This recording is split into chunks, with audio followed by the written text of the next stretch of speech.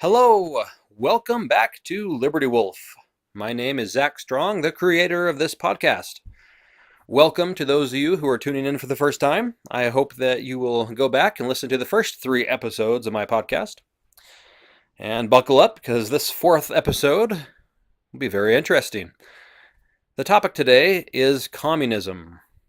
Now, as some of you know, communism has been my pet project for a lot of years. What some of you may not know is that I actually lived in Russia from 2006 to 2008. I was there as a missionary for the Church of Jesus Christ of Latter-day Saints. I lived in Moscow and various other cities around Moscow, and one a little ways out, about 4 hours outside. I've been to the Ukraine twice. I visited Lithuania. I made it my way up to St. Petersburg, and I've been to some various areas within Russia.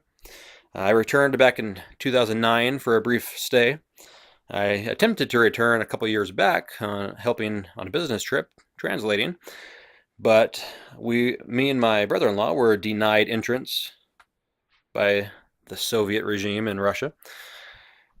So I have a little bit of knowledge about Russia, about life on the street. I spent my time on the street talking to people. Many foreigners, when they go to Russia, they are wined and dined. They live in the business districts. They see all the fancy buildings. They don't walk 2 blocks to the outside in the ghetto and see people passed out on the streets, drunk or with blood on their faces because they just got in a fight. They don't see the police beating people up. They don't see that side of Russia. That's the side of Russia that I saw. And I talked to people inside their homes, got to know them. I learned the language. So I have a little bit of expertise, you could say, on Russia. Now, I've written 2 books about communism and the communist conspiracy. I will be reading excerpts from those books as this podcast today progresses. I first would like to, in fact, read from my first book. My first book is A Century of Red. You can find it in ebook form on Amazon. In the first section of that book, I gave an introduction to the communist revolution and where the Soviet Union came from. I'd like to read that today as an introduction to our topic. This is what I wrote, quote, "On October 25th, 1917, a small, well-organized faction of Bolshevik conspirators forcibly overthrew the provisional Russian government. Defying the will of the Russian people, this elitist clique, aided by foreign capital and traitors in the military, captured the mechanisms of government at the barrel of a gun. Though this tragic event has been called the Russian Revolution, it was nothing of the sort. The Russian Revolution was little more than a coup d'etat by a hostile foreign element funded by international interests. Once this murderous communist conspiracy seized a foothold in St. Petersburg and had arbitrarily declared itself to be the legitimate government, it set out to baptize Russia and the world in red. I refer not merely to the symbolic red associated with the communist ideology or the communist state, though that is accurate. Rather, the red to which I refer is blood. The blood of innocent men and women, young and old, Muslim and Christian, peasant and aristocrat. This blood spilled by the communist high priests served as a veritable ritual sacrifice to the god of death and hell. The entire history of communism is written in innocent blood. Communism and bloodshed are inexorably linked. Wherever communists seize power, chaos, hatred, plunder, rapine, and mass carnage inevitably follow. While the Bolsheviks certainly did not invent concentration camps, death camps, forced relocation, systematic indoctrination, or class warfare, they perfected, expanded, and systematized these means of top-down social control. Now, to these reprehensible terrorist policies, the Bolsheviks added the character of a satanic sadism. A vicious cruelty marked all actions undertaken by the communists. This godless group of gangsters, inspired by the Antichrist philosophy of Darwinian evolution, viewed mankind as little more than a herd of animals which possessed no inherent value, no divine worth, and no natural rights. To communists, life is the survival of the fittest, where jungle law prevails and might makes right. Communists sincerely believe, promote, and work feverishly to implement, by force whenever necessary, this perverse worldview. From their base in Russia, the conspirators have exported violent revolution to the rest of the world. That's my introduction. Not a happy picture, is it? Communism has been nothing but evil from its inception. And I hope that's what you take away from this podcast today, that communism is satanic. And that's what I called in my first book, A Century of Red, The Great Secret. In a section titled The Great Secret, I said this about communism. Quote, "The great secret of it all is that communism is really Luciferianism, that is, the occult religion of the devil. Said differently, communism is one, and I emphatically testify, the most powerful, pervasive, and demonic of the manifestations of Luciferianism.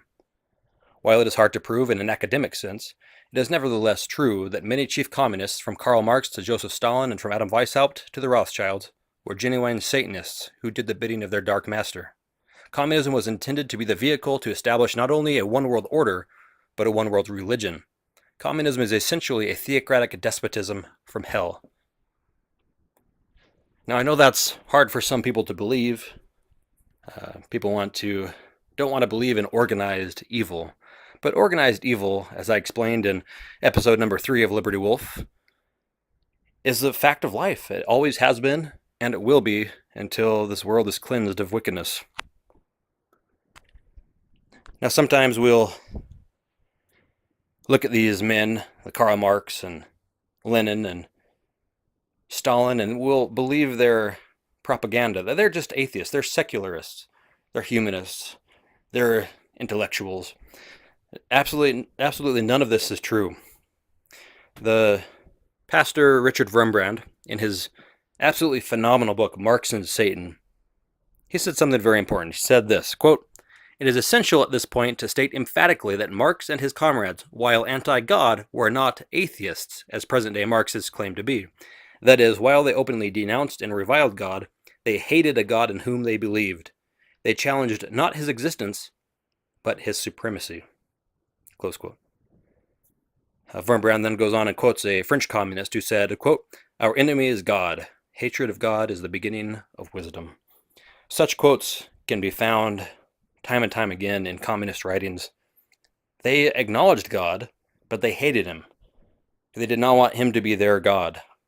They wanted to serve their own God, their own idols. And they wanted to be the high priests and the false prophets of this religion. Now, we don't want to think, generally, that this satanic conspiracy, even when we can admit it exists, is alive and well here in the United States. Unfortunately, it is. Not only is it alive and well, but it is one of the dominant facts of American life today. There was a man, great man, named Louis Francis Boudinot. He wrote a book called Men Without Faces, The Communist Conspiracy in the USA. This book is one of the best you can find on communism. Now, Boudinot was a communist. That is, until he defected. He was in the equivalent of the Politburo of the Communist Party USA. He was the chief editor of the Daily Worker, and so he was very high up. He saw the inner workings of the Communist Party and the conspiracy that it truly is. Now, he wrote in his book, like, the Communist Party USA is a fifth column that serves Moscow. This is what he said. He said, "There's no greater tribute to the effectiveness of the Soviet fifth column in this country than the obvious fact that it has befogged the American mind regarding its ruthless resolves to wipe out American independence.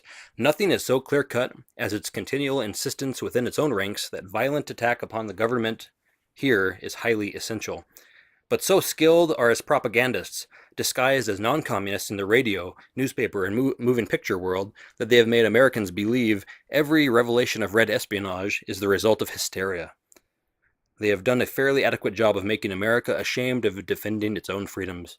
Perhaps the greatest reason for this marked success of the Reds is the extensive lack of understanding in America of just what the communists are and just how they work."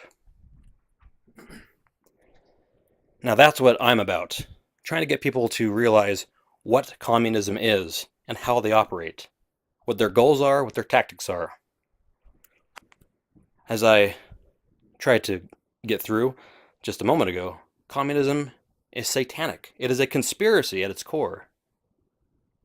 It was formed by an amalgam of at least 3 secret societies. I explain this in a little bit more detail in my 3rd Liberty Wolf podcast. But today I'll just say that communism was the spawn of this fusion of evil between the Order of Illuminati, Freemasons that had come over to the Illuminati side, and various Jewish sects and conspiracies. These 3 combined together.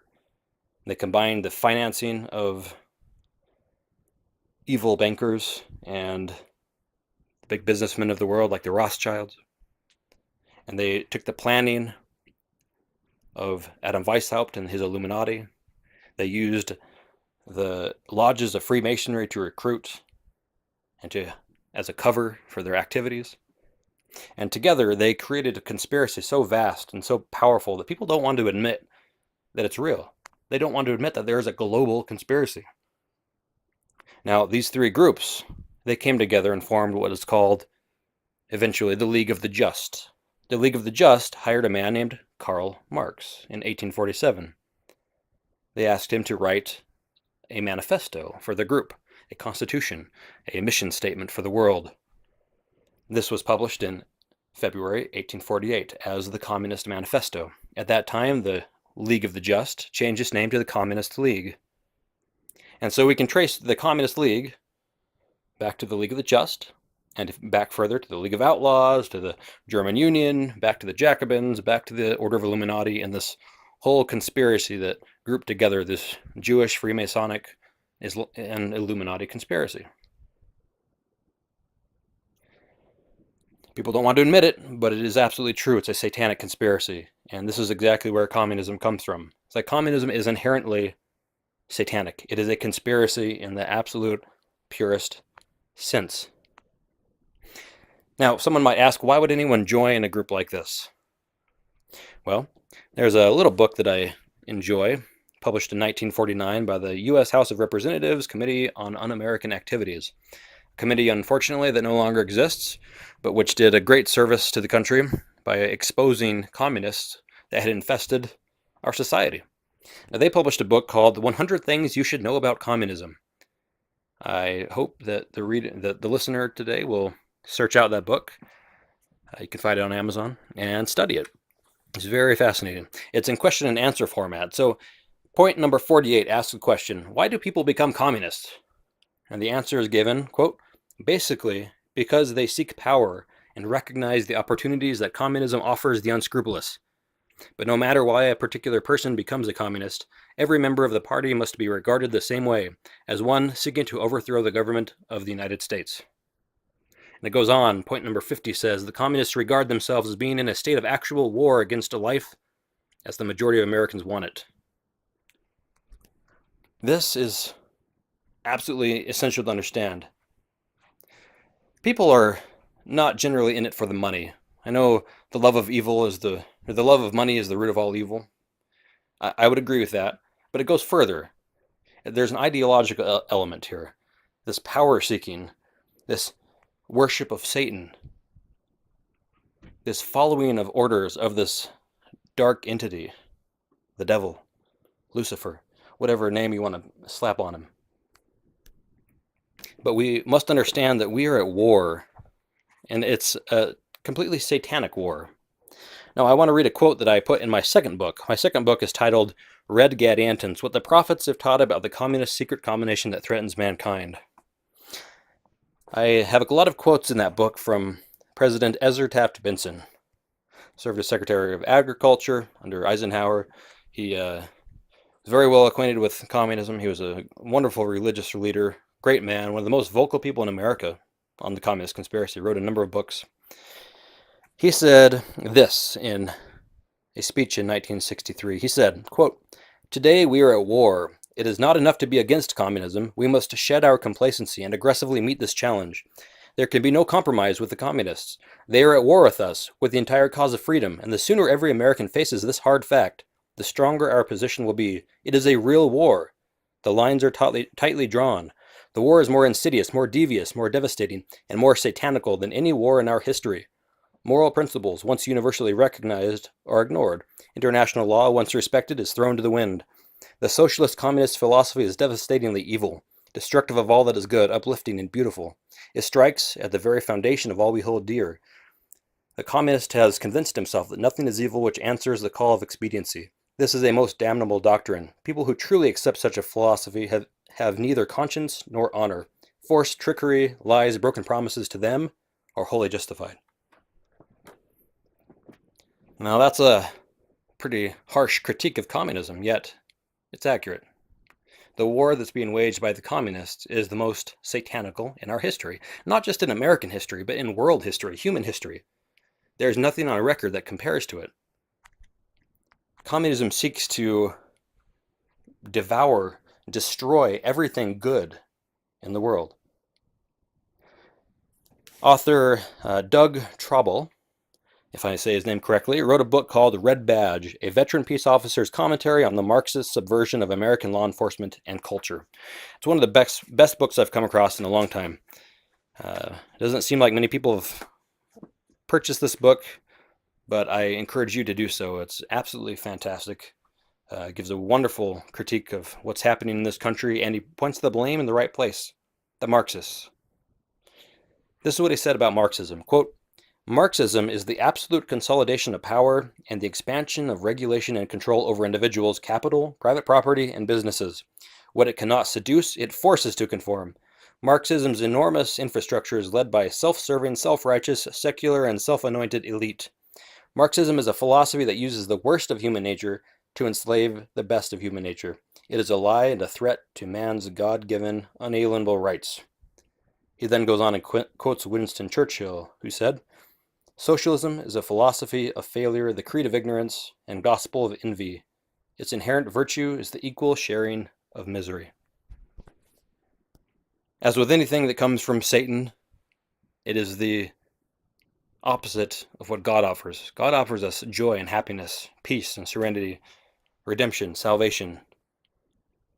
Satan offers us misery, chains, bondage. If you trace the course of communist history, let alone the longer course of human history, you see nothing but bloodshed, carnage, destruction everywhere communism has ever been attempted or instituted. It is everlastingly, completely, and thoroughly and totally evil. Now again, I emphasize that this is because it is Satan's religion. And this is something I wrote in my book, Red Gadiantons. I wrote,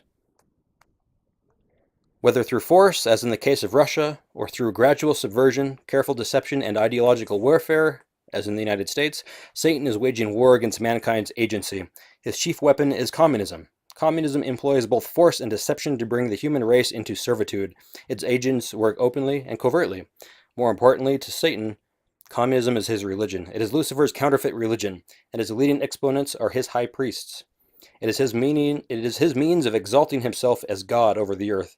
Communism is a theocratic despotism that promises utopia and salvation to those who bow and worship the devil. It is pure Satanism.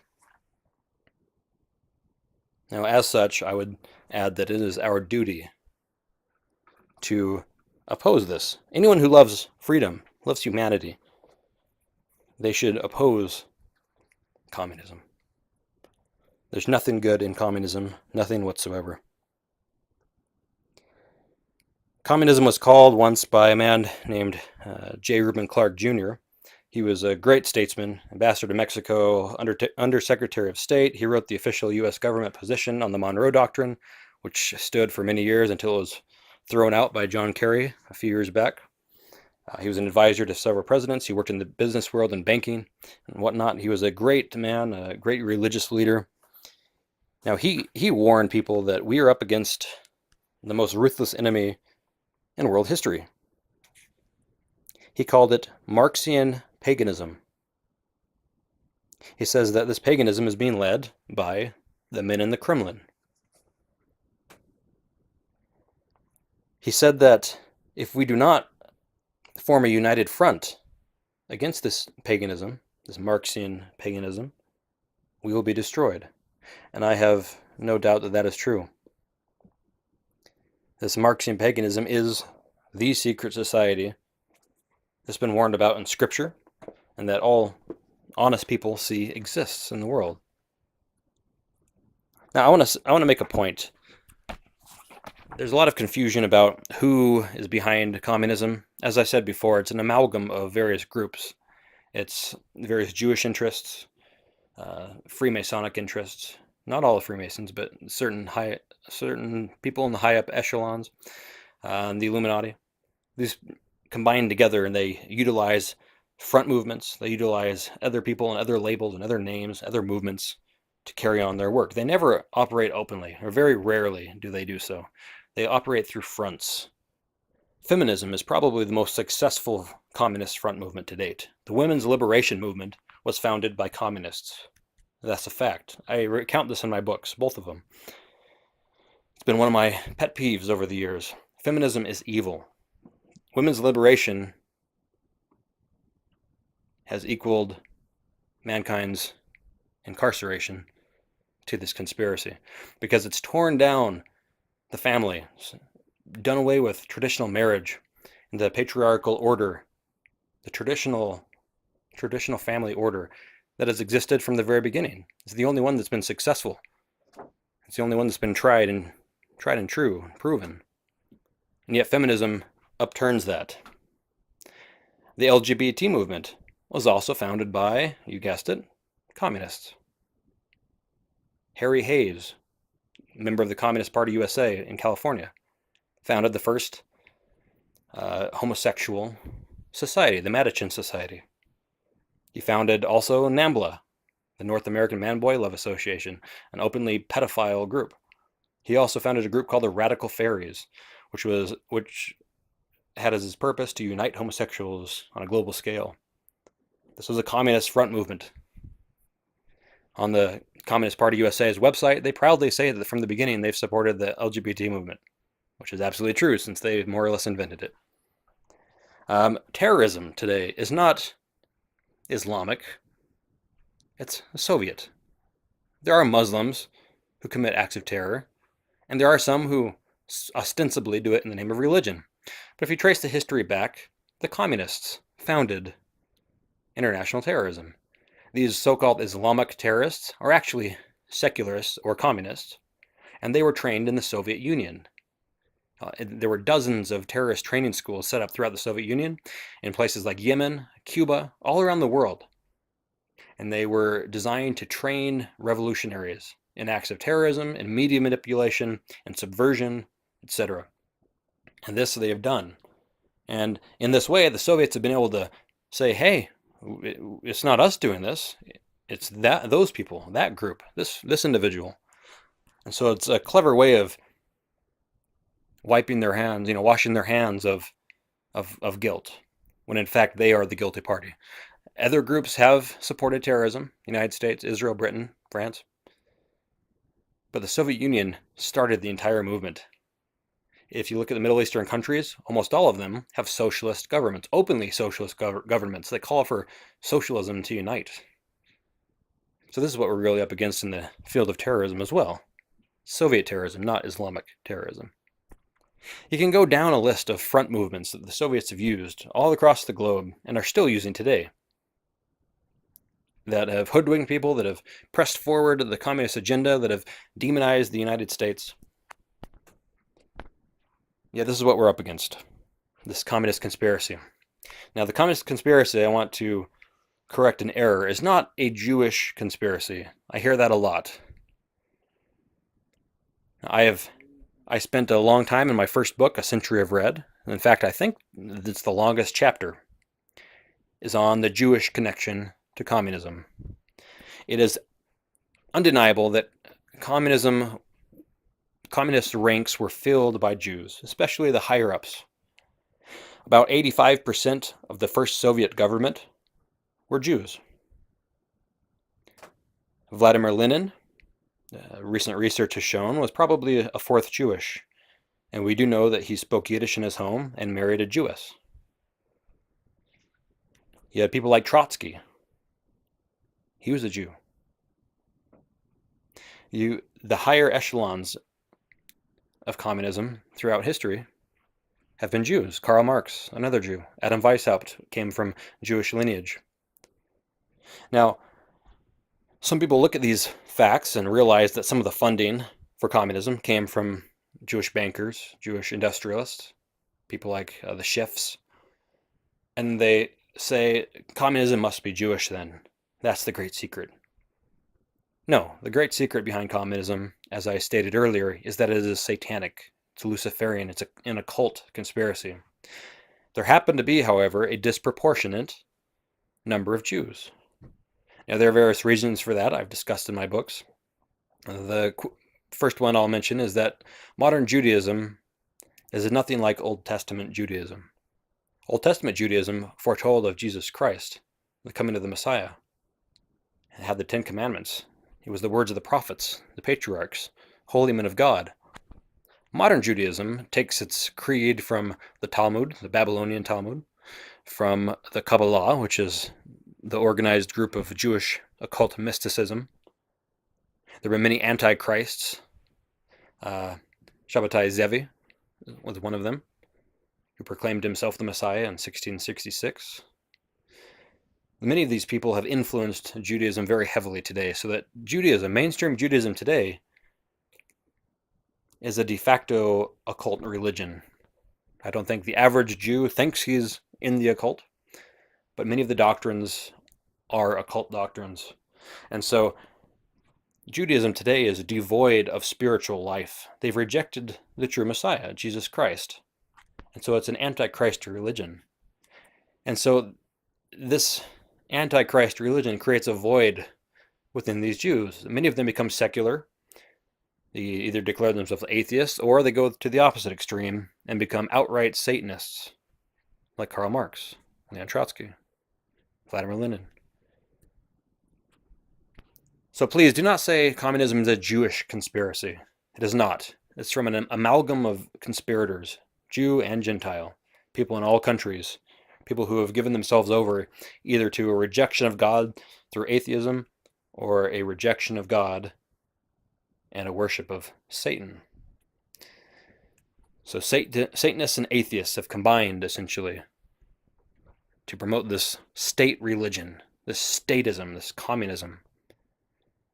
If you look at the countries of the world, every single one of them, without one exception, has either a socialist or a communist government. I challenge you to find one that's not. Every single one of them has the principles instituted and established. All 10 planks of the Communist Manifesto can be found established here in the United States of America. That's a fact. Look it up. So while nations like the United States or Britain or Germany or Israel claim that they're not communist or socialist and might even be openly anti-communist, America is the great anti-communist nation today, supposedly. Yet the principles we've adopted are communist, which just goes to show how thoroughly we've been indoctrinated as a society, that we think we're anti-communist, we think we're for democracy and freedom and liberty, when in fact we've embraced collectivism. We've embraced the statist philosophy. We've rejected God. We've rejected personal rights, private property. We've rejected the people's control over our money, given it away to the Federal Reserve bankers. We've done all these things. We've played straight into the communist hands. Every single one of these, including a central bank, is talked about in the Communist Manifesto. It's the communist game plan that's being followed by the world's elites. I have absolutely no hesitation in saying that whatsoever. Now today, a lot of people think this information isn't relevant because didn't communism die? Didn't the Soviet Union fall? Didn't Reagan win the Cold War? In fact, no. Reagan had very little to do with the so-called collapse of communism. Communism did not collapse. It did not die. What happened was a clever stage production put on by the communist masters of deceit, as J. Edgar Hoover called them. It was a stage production, folks. It was one of the most brilliant mass deceptions of all time. Communism is more alive today than it was during the Cold War.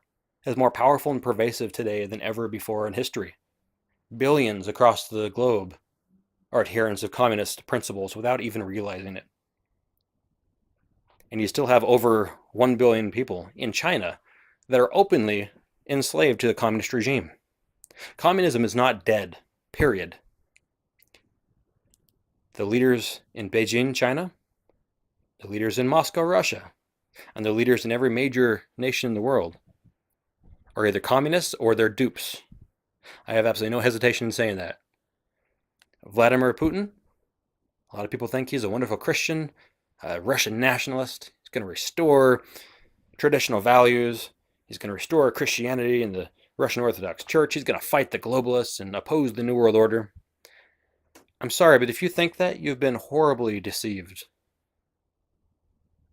Vladimir Putin is not a Christian, period. He pretends he is, but he's not. The man is an adulterer. He's a mass murderer who has invaded several countries, Georgia, Ukraine. He routinely assassinates his political opposition. Just recently, the body of one of his political opponents was turned up. Who did it? I'm sure Putin had nothing to do with it, right? That's what is always claimed. He's just completely innocent. He's an innocent KGB agent. He's an innocent spy whose job used to be to keep tabs on Americans who came to Russia, to St. Petersburg. I'm sure he's just perfectly innocent. He's an innocent KGB spy. Now, the fact is he is not a Christian. In fact, there's some information that he could be a pedophile. He's definitely an adulterer whose wife divorced him and left. It looks like he might have a secret family in Switzerland. The man's a liar. He's a con artist. He is very suave. I speak Russian. I'm able to listen to him in his press conferences. He's very suave and charismatic. He knows how to tweak people's minds. He knows how to manipulate audiences and reporters. He knows how to manipulate people like Donald Trump. Donald Trump, I'm sorry, he's a puppet who doesn't know he's a puppet. There's no real collusion, but there is manipulation. And I will do a podcast about that at a future date. But Vladimir Putin is one of the ringleaders of this worldwide conspiracy. He's one of the chief men. The New World Order will be established by the communists, period. It will be established on communistic, socialistic principles, period. So anyone who thinks Russia has suddenly become saintly is very horribly deceived. There is no Christian revolution happening in Russia. I know this firsthand because I was a Christian missionary in Russia. Almost every Christian church, other than the Russian Orthodox, has been kicked out of Russia or has had their proselytizing missionary efforts curtailed. My own church has been attacked. I was arrested while I was there. I was falsely accused of all sorts of things. I've had machine guns pointed in my face. I had mugshots taken by the FSB. The FSB is what the KGB renamed themselves after the so-called collapse of communism. The FSB was what Vladimir Putin was the head of when he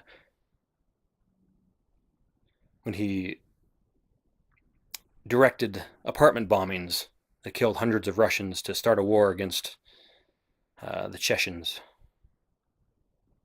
Vladimir Putin, ladies and gentlemen, is a very evil man. He's a mass murderer. He's a liar. He's not a Christian. He's not a saint. He's not restoring Mother Russia. He's not a nationalist. He's an internationalist who's proven that time and time again by meddling all over the globe. Do a search sometime of how much Russian hardware and bases, and how many bases are in the Middle East and Syria now, and how close Russia's relationship is with Iran and the new alliance between Iran, Turkey, and Russia. Check out China's infiltration into the Middle East. You know all that Iraqi oil that America supposedly gobbled up? Well, actually, most of that was gobbled up by Red China. Do some research, please, before you keep saying we're there for oil. Communism is the dominant force in the world. Now, I want to end this podcast today by summarizing some of the things I said earlier and giving some warnings and encouragement. And in the future, I will have other podcasts covering various aspects of communism. Today was more of an overview of what communism is, why it is so evil. And so, please, take away from this that communism is an occult conspiracy, that it is really alive today, that it is in our country, that Russia is still at the head of it, that Vladimir Putin is not a Christian, he's not a good man who's fighting the New World Order, the globalists. Now, this quote that I will read is taken from the summary, the closing summary of my book, A Century of Red. Please pay attention. Quote, in closing, I want to emphasize several cold, hard facts. If you take away nothing from this book, please remember and internalize the following. More people have been plundered, enslaved, dehumanized, humiliated, raped, tortured, and murdered under communism than under any other system or combination of systems in all of human history. Communism is the most destructive, savage, inhuman philosophy in existence. It has no peer, no equal. There is simply no parallel in the annals of our sordid human history of such bloodshed, rapine, and slavery as that perpetrated at the hands of the communists and their financiers and fellow travelers in the West. Communism is inarguably satanic and aims at the destruction of faith, particularly Christian faith, and all forms of virtue, goodness, beauty, and traditionalism. Communism was invented by the world's elites, especially the Jewish and Masonic elements, as a tool to subjugate humanity and to consolidate the nations under the iron fist of a ruthless Luciferian clique of gangsters. Communism is diabolism. It is evil. It is Lucifer's plan for enslaving mankind. It is a satanic counterfeit to Christ's gospel liberty. Satan is no respecter of persons. His web of deception is wide and gathers all types. The communist conspiracy has been carried out by godless gangsters, conniving conspirators, deceived degenerates, and avowed occultists. All of these have bowed the knee before the altar of the state and worship zealously in the corrupt church of the devil. Communism is none other than Mystery Babylon in material form. As the rabid communists have marched around the globe spewing their venomous hate and sinister lies, stirring up contention and subverting godly institutions, freedom has been gradually snuffed out. Only the weakest embers of liberty still burn in a few stalwart hearts. The Iron Curtain has descended upon the earth, extinguishing the hope of billions of God's precious children. If the red plague of communism is not identified, quarantined, and eradicated quickly, it will infect the whole of mankind and the earth will convulse, contort, and die an excruciating death. Communism must be made synonymous with treason, and subversives of all creeds must be dealt with ruthlessly if they refuse to repent and abandon their subversion. The Bolshevik tumor must be surgically removed if the body is to be saved. I express my personal witness that communism is of the devil, and that it is the greatest enemy mankind has ever faced, and that it is more alive and threatening than ever before. Lucifer, the father of lies, is the arch enemy of mankind and the originator of this occult conspiracy. He personally dispatches orders to the elite brotherhood which worships him and carries out his plan. This elite murder cult protects this terrible secret with blasphemous oaths, mind control, blackmail, intimidation, assassination, and ritual murder. If not stopped, this diabolical scheme will culminate in a world government crowned by a Luciferian world religion, enforced at the point of the sword. I also express my unyielding conviction that Jesus is the Christ, that humble man of Nazareth conquered death and hell when he suffered in Gethsemane and on the cross of Calvary, and when he arose from the tomb that first Easter morning. Lucifer's shock troops will unleash a torrent of evil on earth before the end comes. But take heart, Christ has already won the victory. The divine crown is his. He is the King of kings and Lord of lords, and his kingdom will come. With all the passion of my soul, I encourage you to come to Christ, to boldly defend the truth, and to stand fast, therefore, in the liberty wherewith Christ hath made us free. The synagogue of Satan can only give you misery and false hope, whereas the fold of the Good Shepherd, the Savior Jesus Christ, offers you everlasting life, never-ending joy, eternal love, and mansions in our Heavenly Father's kingdom. Close quote. I express my thanks to you, the listeners, for tuning in today, for listening to me rant about the communist conspiracy. And I hope you've taken something away today that you can use, something that will stick with you, that you can plug in here and there to fill in perhaps a mental gap that might be there in understanding who runs this conspiracy that is destroying our freedoms. I hope that something I said today will be useful I know with all my heart that communism is evil, that it is still alive, and that if we do not do something quickly, we will fall. I ask you to tune in next time for this Liberty Wolf podcast, and I appreciate your support and ask you to subscribe to the channel if you enjoy anything you've heard today, and to share this podcast with your friends. Share it. Let people know what the truth is. Give people information that perhaps they haven't heard before. Have the courage to make a controversial stand for something that you believe in. Because if we don't do that, the communists who do take a stand for what they believe in will inevitably win. I don't ever want to live in a society that has been thoroughly conquered by communism. Better dead than red. Well, this is Zach Strong signing off for Liberty Wolf. Sic Semper Tyrannis. Long live liberty.